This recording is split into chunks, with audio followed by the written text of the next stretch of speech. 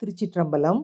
அருட்பெரும் ஜோதி, அருட்பெரும் ஜோதி, தனிப்பெருங் கருணை, அருட்பெரும் ஜோதி. எல்லா உயிர்களும் இன்புற்று வாழ்க. ஒரு இறந்த மனிதரைச் சுற்றி நிறைய விஷயங்கள் நிகழத் துவங்குகின்றன.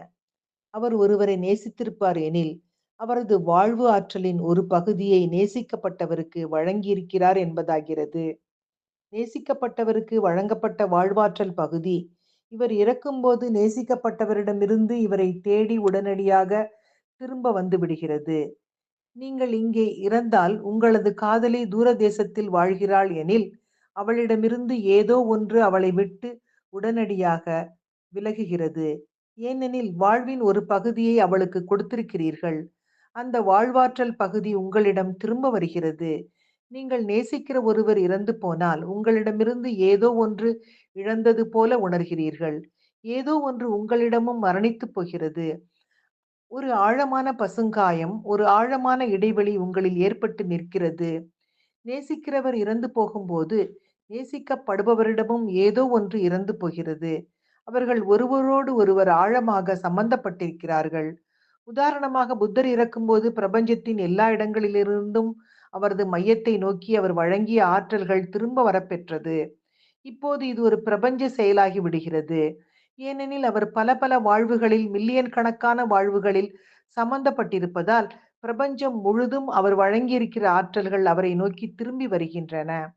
அந்த ஆற்றல்கள் தோன்றிய மூலத்துக்கே திரும்பி வருகின்றன. அவை மறுபடியும் உடல் மையத்துக்கே குவிக்கப்படுகிறது. அந்த ஆற்றல்கள் வட்ட அதிர்வுகளாக மீள்பெயர்ச்சி ஆகிக் கொண்டிருப்பதை நீங்கள் கவனித்தீர்களானால் உணர முடியும். ஒரு பிரமாதமான ஆற்றலை, பிரமாதமான ஒளி விசையை உங்களால் உணர முடியும். பிறகே அந்த மையம் உடலை விட்டு உடலை விட்டு விலகுகிறது. ஒரு மனிதர் இறக்கிறார். அங்கே சுவாசம் நின்று போன போது அவர் இறந்து விட்டதாக நீங்கள் நினைக்கிறீர்கள். அவர் சாகவில்லை. முழுமையாக செத்துப் போக இன்னும் கொஞ்ச நேரம் எடுத்துக் கொள்ளப்படுகிறது. ஒருவர் பல மில்லியன் வாழ்வுகளில் சம்பந்தப்பட்டிருந்தார் எனில், அவர் இறப்பதற்கு பல நாட்கள் ஆகிறது. அதனால்தான் சாதுக்களையும், யோகிகளையும் இங்கே இந்தியாவில் புதைக்கிறார்கள். அவர்களை எரிப்பதில்லை. மற்றவர்கள் எரிக்கப்படுகிறார்கள் எனில், மற்றவர்களுடனான அவரது வாழ்வியல் சம்பந்தம் மிகக் குறைவாக இருக்கிறது. ஆனால் யோகிகளுக்கு அந்த ஆற்றல்களை பெற்றுக்கொள்ள அதிக காலமாகிறது. அவ்வளவு ஆற்றல்களை வழங்கி இருப்பதால் அவை திரும்ப வர அதிக காலமாகிறது. அவை வந்து கொண்டே இருக்கிறது. உதாரணமாக அதனால்தான் சாய்பாபா வாழ்ந்த சீரடியில் நீங்கள் செல்கிறீர்கள் எனில் மீண்டு வந்து கொண்டிருக்கின்ற அதிர்வுகளை இன்னமும் நீங்கள் உணர முடியும். இப்பவும் இந்த வாழ்வு ஆற்றல் திரும்ப வந்து கொண்டிருக்கின்றன. சாய்பாபாவின் கல்லறை இறந்து போயிருக்கவில்லை. இது உயிரோடு இருந்து இருந்து கொண்டிருக்கிறது.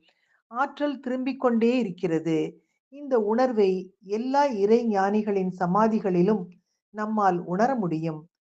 ஏனெனில் அவர்கள் இறந்து விட்டாலும், அவர்கள் பிறர் வாழ்வில் அளித்திருந்த வாழ்வியல் ஆற்றலை இன்னும் பெற்றுக்கொண்டே இருப்பதால், அது அங்கே அதிர்வலைகளாக வெளிப்படுவதை நம்மால் உணர முடிகிறது.